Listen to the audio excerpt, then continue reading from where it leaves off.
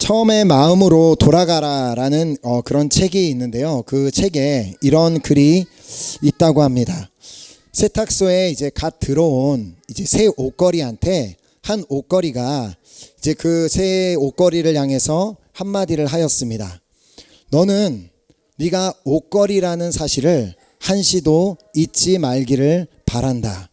그래서 이제 그 새 옷걸이가 물어본 거예요. 왜 옷걸이라는 것을 그렇게 강조하시는 건가요? 그러자 이제 그 다른 옷걸이가 잠깐씩 입혀지는 옷이 자기의 신분인 양 교만해지는 옷걸이들을 그동안 많이 보았기 때문이다. 이 짧은 글을 보면서 한 가지 제가 이제 들어온 생각은 이 세상에는 두 부류의 사람이 있다는 것입니다. 그 두 부류의 사람은 한 부류는 하나님의 은혜를 아는 사람, 한 부류는 하나님의 은혜를 모르는 사람입니다.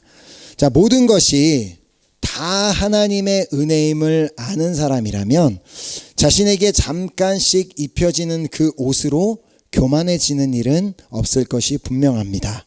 자, 왜냐하면 하나님께서 다 허락하신 것, 내가 잘나서가 아니라 하나님이 허락하신 은혜임을 알기 때문에 절대 교만해질 수 없다는 것입니다.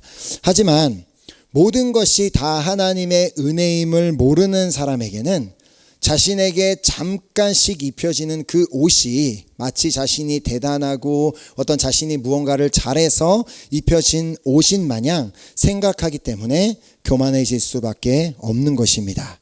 자, 그렇다고 이것은 부득이 그리스도인과 비그리스도인의 차이점만은 아닙니다.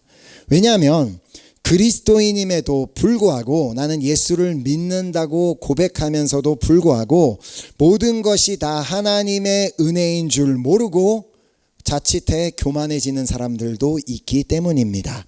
자, 그래서 또 그리스도인들 중에서도 예수님을 믿는 사람들 중에서도 두 부류의 그리스도인이 있다고 볼 수 있습니다. 자, 첫 번째 부류는 모든 은혜에 감사할 줄 아는 그리스도인, 그리고 또 다른 부류는 그 은혜를 알지 못하고 감사도 하지 않는 그리스도인이 있는데 이들의 차이점이 무엇이 있을까 생각해 본다면 그들의 차이점은, 두 부류의 차이점은 하나는 성령을 따라 행하고 있느냐 아니면 성령을 따라 행하지 않느냐의 차이점이 있다고 볼 수 있습니다. 자, 내가 과연 나는 성령을 따라 행하는 그리스도인인지 아니면 성령을 따라 행하지 않는 그리스도인인지 구별할 수 있는 방법은 매우 간단합니다. 자, 그것은 내가 예수를 믿고 나서부터, 내가 그리스도인이 되고 나서부터 나의 삶에 어떠한 변화라도 일어났는지를 확인해 보는 것입니다. 방금 말씀드린 것처럼 작은 것에도 감사하는 삶이 되었다면, 작은 것에도 이것이 하나님의 은혜임을 알고 감사하는 삶이 되었다면 이미 내 삶의 변화는 시작되었음을 의미합니다.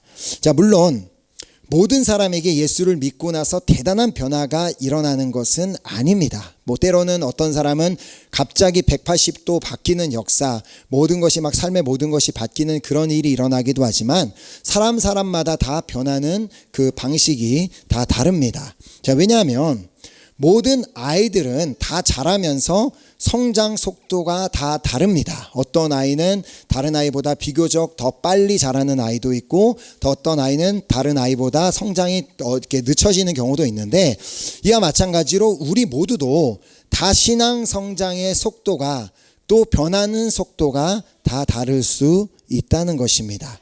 왜냐하면 주님께서 우리 각자 한 사람 한 사람을 만지시는 방법, 우리 한 사람 한 사람을 다루시는 방법, 우리 한 사람 한 사람을 기르시는 그 방법이 다 다르기 때문입니다.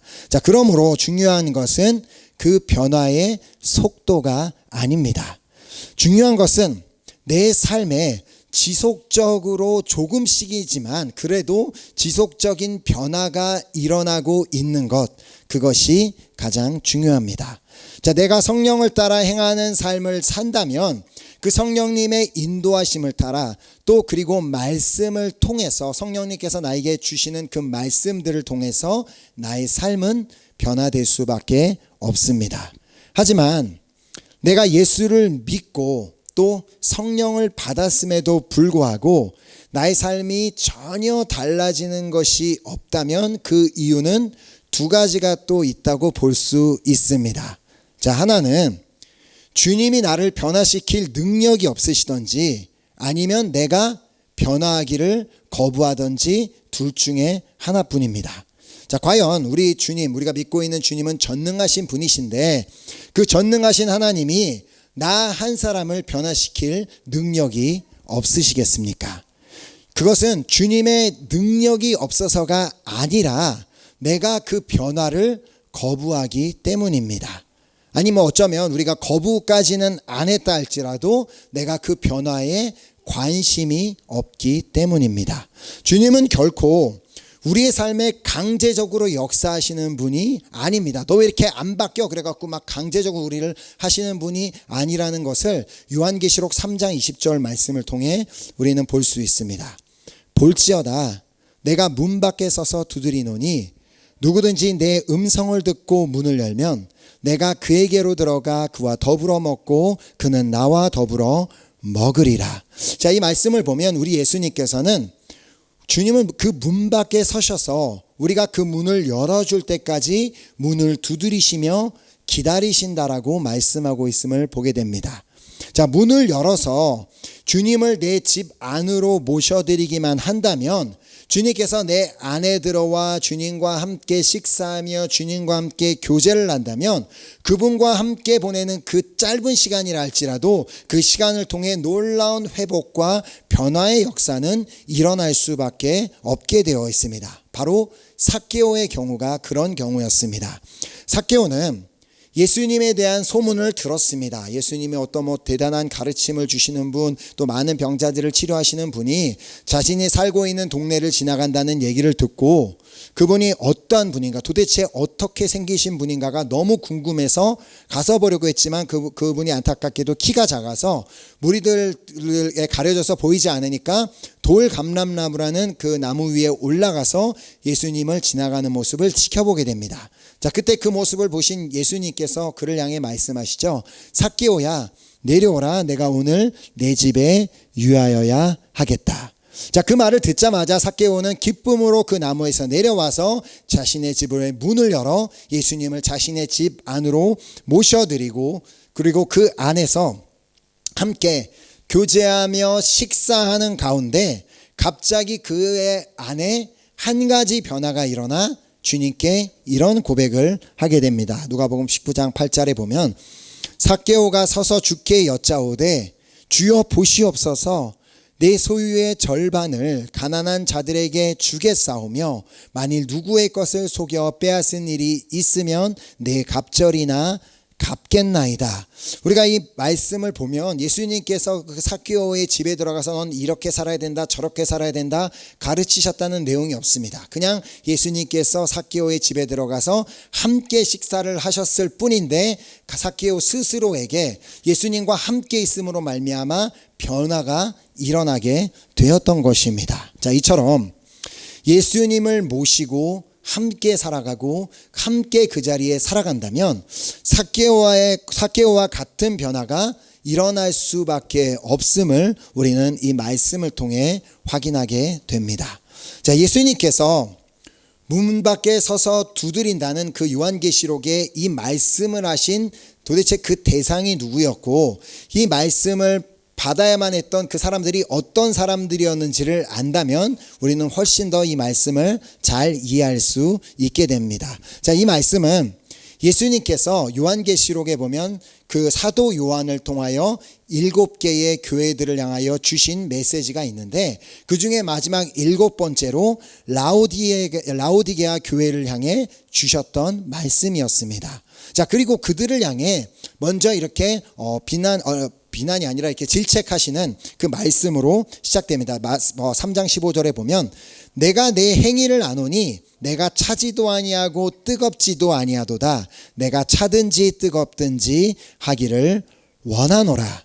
자, 안타깝게도 그 교회 라오디게아 교회 성도들은 그리스도인이라고 하기도 애매하고 또 아니라고 하기도 말할 수 없는, 예수는 믿는다고는 말을 하지만 전혀 그 어떤 열정과 사모함이 없는 그런 애매한 영적 상태에 있었음을 예수님께서 지적하여 주셨습니다. 자, 이렇게 주님께서는 그들의 영적인 무관심과 나태함을 나무라 주신 것입니다. 자, 즉 그들은 예수님을 믿기는 믿는데 그들 안에 일어날 그 변화에 관심이 없었음을 의미합니다. 왜냐하면 그들은 성령을 따라 행하지 않았기 때문입니다. 성령을 따라 행하지 않는 자들에게는 그들 안에 어떤 일이 일어나게 되는지를 오늘 본문 16절을 통해 확인할 수 있습니다. 갈라디아서 5장 16절에 보면 내가 이르노니 너희는 성령을 따라 행하라. 그리하면 육체의 욕심을 이루지 아니하리라. 이 말씀을 보면 성령을 따라 행하는 자는 육체의 욕심을 이루지 아니한다라고 이렇게 말씀하시는 것은 결국 성령을 따라 행하지 않으면 어떻게 된다라는 말씀이에요. 육체의 욕심을 이루게 될 수밖에 없다라고 말씀하신 것입니다. 자, 성령을 따라 행하면 동일하게 욕심이 생기긴 하는데 무슨 욕심이냐면 바로 영적인 욕심이 생깁니다. 더 이렇게 더 주님을 알려고 하고 더 주님과 가까워지려는 영적인 욕심이 생기는데 성령을 따라 행하지 않는다면 육체의 욕심만 생길 뿐입니다. 자, 바로 이런 일이 라오디게아 교회에 일어났던 것입니다. 자, 그래서 요한계시록 3장 17절 말씀을 보면 그 라오디게아 교회를 향해 내가 말하기를 나는 부자라 부요하여 부족한 것이 없다 하나 내 곤고한 것과 가련한 것과 가난한 것과 눈먼 것과 벌거벗은 것은 알지 못하는도다. 비록 그들은 물질적으로는 부요한 그런 부요한 삶을 살고 있었을지는 모르겠지만 자신들이 영적으로는 죽어가고 있었음을 알지 못했다는 것입니다.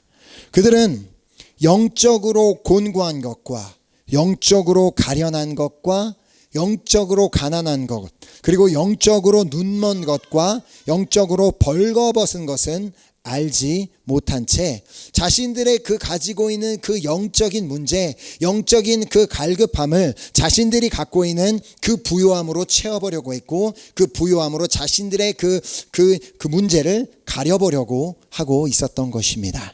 자, 그런 그들의 마음문 앞에 찾아가셔서 주님께서는 그들의 마음문을 두드려 주신 것입니다. 얘들아, 지금 너희가 살고 있는 집은 참 크고 너무나 멋있구나. 이런 대궐같이 참 너무나 부티가 나는 이런 집에 살고 있는데 내가 지금 너네들 집 문 앞에 서 있거든. 하물며 이 문까지도 너무나 이렇게 막 금칠을 하고 멋있게 만들어 놓았는데 그런데 이 문을 좀 열어주지 않겠니? 내가 이 문 안에 들어가야지만 너네가 살 수 있단다. 나는 도무지 너희들이 겉으로는 이렇게 삐까뻔쩍하게 정말 부자처럼 사는 모습이 아니라 이 내면으로는 완전히 영적으로 미지근하여 아무런 갈망도 없고 사모함도 없고 그냥 미지근한 이렇게 사는 것을 나는 차마 보지 못하겠구나 라는 말씀을 하여 주신 것입니다. 혹시 주님께서 내 마음 문 앞에 오셔서는 문을 두드리시며 이와 똑같이 말씀하고 계시지는 않으신가요? 물론 우리는 예수를 믿고 또 성령을 받은 뒤 주님을 모시고 살아야 하는 것, 그리고 성령을 따라 행해야 하는 것도 우리는 말씀을 통해 또 읽는 말씀을 통해 우리는 들어서 잘 알고는 있습니다. 내 안에 계신 성령님께서 계속해서 주님의 뜻대로 살기를 말씀하시지만 내가 온전히 그렇게 살지 못하는 이유는 여전히 내 안에는 육체의 욕심이 살아있기 때문입니다. 자, 그래서 모든 그리스도인들의 안에는 갈등이 존재한다고 본문 17절을 통해 말씀하십니다. 본문 17절에 보면 육체의 소욕은 성령을 거스르고 성령은 육체를 거스르나니 이 둘이 서로 대적함으로 너희가 원하는 것을 하지 못하게 하려 함이니라. 자, 그나마 우리 안에 갈등이 있다면 다행입니다. 내 안에 성령을 따라 행하려는 의지와 육체의 욕심을 이루려는 의지가 서로 안에서 대적하기 때문에 갈등을 하고 있다면 다행이라는 말입니다. 자, 하지만 아무런 갈등이 없다면, 죄 앞에서 아무런 갈등이 없다면 이는 매우 심각한 문제일 수 있습니다. 왜냐하면 갈등이 없다면 내가 그 죄를 이기고 또 변화하겠다라는 그 의지도 없음을 의미하기 때문입니다. 자, 우리 모두가 예수를 믿는다면 우리 모두에게는 최소한 한 가지 갈등은 있어야 합니다. 그 갈등은 바로 죄 앞에서의 갈등입니다. 죄 앞에서 갈등하고 있다면 내가 이 죄 지으면 안 되는 거 아는데 내가 또 이랬구나, 내가 자꾸 왜 이런 죄의 생각이 들어오지? 라고 갈등하고 있다면 우리 안에는 이미 변화가 시작된 것입니다. 자, 죄에서 우리가 완전 100% 자유로워지지는 못했다 할지라도 내가 이전보다는 조금씩 덜 죄를 짓고 있다면, 어제보다는 1년 전보다는 2년 전보다는 내가 그때보다는 죄에 대해서 더 멀어졌고 죄를 조금이라도 덜 짓고 있다면 그것은 이미 내 안에 지금 변화가 일어나고 있음을 의미합니다. 자, 우리가 한 번씩 그렇게 죄의 유혹을 이겨낼 때마다, 그때마다 주님께서는 그 모습을 보시며 기뻐하지 않으시겠습니까? 마치 우리가 축구 경기를 볼 때 내가 응원하는 팀이 골을 넣으면 어떻게 해요? 와, 막 이렇게 하는 것처럼 주님께서 내가 그 죄의 유혹을 물리치고 한 번 이겨낼 때마다 막 그렇게 주님이 막 이렇게 좋아하신다고 저는 분명히 그렇게 생각합니다. 그런데 나를 보고 이와 똑같이 기뻐하는 존재가 또 있다면, 이번에는 내가 죄를 지을 때마다, 죄의 유혹 앞에 넘어질 때마다 마치 막 자신이 응원하는 팀이 골을 넣은 것처럼 우와 막 이러는 존재가 있다면 생각만 해도 좀 섬뜩하지 않습니까? 제가 한 프랑스 목사님께서 이런 말씀을 하시는 것을 이제 들었는데요. 그 말은, 사탄은 우리를 부를 때 우리의 죄로 이름을 부른다. 우리가 짓고 있는 죄로 그 사람을 지명해서 부른다는 것입니다. 자, 그래서 야, 너 그 사람 알지? 그 반유에 사는 그 송거짓 있잖아. 그 친구가 이번에 이름을 바꿨대. 그 친구가 이번에는 송버럭으로 이름을 바꿨대. 이런 식으로, 혹시 나는 도대체 그렇다면 나는 사탄에게 오늘 어떤 이름으로 불려지고 있다고 생각하십니까? 자, 오늘 기록된 본문 말씀 뒤에 보면 우리가 그 죄의 유혹을 이겨내지 못하고 그 죄의 유혹에 넘어가게 되면 사탄에게 우리가 어떤 이름으로 불릴 수 있는지 그 목록이 기록되어 있음을 보게 됩니다. 자, 갈라디아서 5장 19절에서 21절입니다. 육체의 일은 분명하니 곧 음행과 더러운 것과 호색과 우상숭배와 주술과 원수 맺는 것과 분쟁과 시기와 분냄과 당짓는 것과 분열함과 이단과 투기와 술취함과 방탕함과 또 그와 같은 것들이라. 성령님의 음성, 죄를 짓지 말라라는 그 성령님의 음성과 또 육체의 소욕, 죄를 짓고 싶어하는 그 육체의 소욕 가운데서 갈등하지 않고, 전혀 갈등하지 않고 그냥 육체의 욕심을 이루게 되면 우리는 어느 순간부터 사탄에게 우리의 이름은 이렇게 바뀌어 있을 것이라는 겁니다. 나의 이름이 어느 순간엔 음행, 어느 순간엔 더러움, 어느 순간엔 방탕, 어느 순간엔 우상, 어떤 순간엔 주술, 어떤 순간엔 원수 맺는 것, 막 사람들과 원수 맺고 사는 것, 그리고 또 분쟁, 사람들하고 늘 다투는 것, 그리고 시기, 분냄, 막 화를 내는 것, 그리고 당지음. 그래서 너는 너 편 내 편 해갖고 자꾸 사람들 사이를 너는 내 편 내 이렇게 해서 가르는 사람, 그리고 분열, 사람들 사이를 이간질해서 갈라놓는 사람, 이단, 투기, 만취, 술에 취한 사람, 방탕.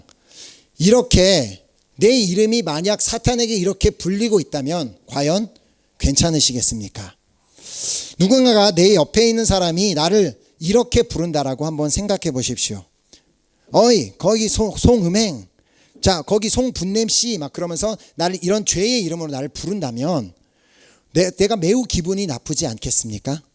그런데 실제로 우리 삶에 이런 일이 일어나고 있음에도 불구하고, 우리가 죄를 지을 때마다 이런 일이 일어나고 있음에도 불구하고 우리는 여전히 아무 일도 없는 것처럼 그 사실을 모른 채 우리는 그냥 당당하게 살고 있다는 것입니다. 자, 그러므로 에베소서 말씀에 보면 이런 사탄 마귀에게 틈을 주지 말라라고 말씀하시는 것을 보게 됩니다. 에베소서 4장 25, 27절에 그런즉 거짓을 버리고 각각 그 이웃과 더불어 참된 것을 말하라. 이는 우리가 서로 지체가 됨이라. 분을 내어도 죄를 짓지 말며 해가 지도록 분을 품지 말고 마귀에게 틈을 주지 말라. 이렇게 마귀에게 틈을 주지 않기 위해서는 우리가 어떻게 해야 될까요? 우리는 반드시 성령을 따라 행해야만 합니다. 자, 성령을 따라 행하면 죄를 쉽게 지지 못하고 그 죄 앞에서 반드시 갈등을 할 수밖에 없게 되어 있습니다. 자, 그래서 우리는 성령 충만을 위해서 기도해야 하는 이유입니다. 자, 어제 말씀 기도 모임 시간을 통해서 말씀을 통해 나누었던 것처럼 성령 충만을 우리가 구해야 하고 그 다음에 성령님을 자꾸 찾아야 되고 그 다음에 우리가 성령님과 함께 계속 하늘의 문을 두드리는 삶을 살아야 된다는 것입니다. 자, 우리가 수동적인 자세로 있어서는 절대 성령 충만해질 수 없습니다. 자, 그냥 기도만 하고 주님 내가 성령 충만하게 해주세요 하고 그냥 가만히 있는다고 내가 어느 날 갑자기 성령 충만해지지는 않는다는 말입니다. 배가 고프면 밥을 먹기 위해 음식을 준비하고 내가 준비된 음식을 내가 직접 숟가락으로 떠서 입에 넣고 배가 부를 때까지 먹어야지만 배가 차는 것처럼 성령 충만도 마찬가지입니다. 성령 충만을 구한다면 내가 계속해서 성령님을 찾고 성령님을 따라 행하고 계속해서 성령님의 인도하심을 받고 동행하는 삶을 살아야지만 우리는 성령으로 충만해질 수 있다라는 말입니다. 자, 우리가 에베소서에 잘 아는 말씀이 있습니다. 에베소서 5장 18절에 술 취하지 말라. 이는 방탕한 것이니 오직 성령으로 충만을 받으라. 여기서도 마찬가지로 술이 취한 이유가 뭐예요? 술을 자꾸 마셨으니까 취하겠죠. 그러니까 술을 마셔서 취한 것처럼 우리도 성령으로 충만을 받기 위해서는 자꾸 계속해서 성령으로 내가 채워질 수 있도록 그 성령 충만을 간구하고 성령님을 삶의 순간순간마다 계속해서 찾고 또 성령님을 따라 행할 때 비로소 우리는 성령으로 충만하게 되는 역사가 일어나게 되는 것입니다. 자, 이렇게 성령으로 충만하게 되면 사탄이 더 이상 우리의 이름을 우리의 죄로 부를 수가 없게 됩니다. 왜냐하면 우리의 이름이 바뀌기 때문입니다. 자, 어떤 이름으로 바뀌게 되는지를 갈라디아서 5장 22절과 23절을 통해 보도록 하겠습니다. 잘 아는 성령의 열매죠. 자, 오직 성령의 열매는 사랑과 희락과 화평과 오래 참음과 자비와 양선과 충성과 온유와 절제니. 자, 분명히 어제까지는 사탄이 내가 자꾸 막 사람들을 용서하지 않고 막 저 사람은 내가 정말 보고 싶지 않아 하면서 막 원수 맺으면서 사니까 사탄이 어제까지는 내 이름을 공공의 적이라고 불렀는데 내가 성령으로 막 충만해지니까 원수도 사랑하고 막 모든 사람을 사랑하는 그 사랑으로 바뀌어서 더 이상 나를 부르지 못하는 일이 일어나게 됩니다. 자, 또 어제까지는 내가 늘 뭘 할 때마다 늘 불평, 불만을 입에 달고 뭘 항상 마음에 드는 것도 아무것도 없어서 늘 불평을 달고 입에 살아서 어제까지는 나를 분명히 투덜이라고 불렀는데 오늘 내가 성령 충만해지니까 갑자기 항상 기뻐하고 늘 기쁨이 충만해져서 기쁨으로 내 이름이 바뀌어서 더 이상 나를 부르지 못하게 되는 일이 일어나게 됩니다. 자, 또 어제까지는 늘 막 사람들하고 저 사람은 저 편, 너는 내 편 해갖고 막 사람들 사이를 자꾸 막 당을 짓고 막 갈라놓고 하니까 어제까지는 내 이름을 사단이 천군 백군이라고 불렀는데 내가 성령으로 충만해지니까 내가 막 모든 사람들하고 화평하고 막 모든 사람과 같이 막 서로 화목하게 지내니까 이제는 화평으로 바뀌어서 사탄이 더 이상 내 이름을 부르지 못하게 되는 일이 일어나게 됩니다. 자, 또 어제까지는 늘 막 참지 못하고 막 순간순간마다 막 올라가고 막 폭발하고 막 분을 내서 사단이 나를 활화산이라고 불렀는데 내가 오늘은 성령으로 충만해지니까 이름이 이제는 막 그런 것들을 다 이제 막 참고 그래 정말 이제 참아야지 막 하면 그래서 오래 참음으로 이름이 바뀌게 되니까 더 이상 내 이름을 부르지 못하는 일이 일어나게 됩니다. 자, 또 어제까지는 사람들에게 정말 아무런 인정 없이 막 모든 그 어떤 사람이든 냉혹하게 그리고 모질게 막 자꾸 사람들에게 굴어서 사탄이 나를 팥쥐 엄마라고 불렀는데 내가 성령으로 충만해지니까 이름이 이제는 모든 사람들을 다 품어주고 이렇게 베풀어주는 자비로 바뀌어서 더 이상 나를 그렇게 부르지 못하게 되는 일이 일어나게 됩니다. 자, 또 어제까지는 너무 막 사람들에게 막 호의도 베풀 줄 모르고 막 사람들을 뭐하든 막 되게 막 차갑게 막 끊어버리고 차갑게 막 대해버려서 어제까지는 내 이름을 엘사라고 불렀는데 내가 오늘 성령으로 충만해지니까 이름이 이제는 양선으로 바뀌어서 모든 사람들에게 호의를 베풀어주는 그런 사람이 돼버리니까 더 이상 내 이름을 부르지 못하는 일이 일어나게 됩니다. 자, 또 어제까지는 나의 유익을 위해서라면 내가 뭐 배신도 할 수 있지 내가 이쪽에도 붙었다 저쪽에도 붙었다 할 수 있는 거면서 그렇게 배신도 마다하지 않고 사니까 나의 이름을 가룟 유다라고 불렀는데 내가 성령으로 충만해지니까 이제는 그냥 내가 이 길을 정했다면 난 끝까지 이것만 가겠다라고 충성으로 이름이 바뀌게 되어서 더 이상 사단이 내 이름을 부르지 못하는 일이 일어나게 됩니다. 자, 또 어제까지는 내가 뭐 너무 막 신경도 막 날카롭고 막 사납고 막 누군가 만지기만 하면 막 어떻게 막 베어버릴 것 같아서 내 이름을 면도칼이라고 불렀는데 내가 성령으로 충만해져서 이제는 이름이 온유로 바뀌니까 막 너무나 막 부드러운 막 버터 같은 사람이 되니까 더 이상 내 이름을 부르지 못하는 일이 일어나게 됩니다. 자, 또한 어제까지는 내가 막 뭐 말을 해도 막 함부로 막 내가 하고 싶은 말 아무 말이나 하고 행동도 막 아무렇게나 해서 언제 터질지 모르는 그런 사람이라서 폭탄이라고 내 이름을 불렀는데 내가 성령으로 충만해지니까 이름이 이제는 내가 그러면 안 되지 하고 그런 것들을 다 말도 절제, 행동도 절제해서 이제는 이름이 절제로 바뀌어서 더 이상 나를 부르지 못하는 일이 일어나게 됩니다.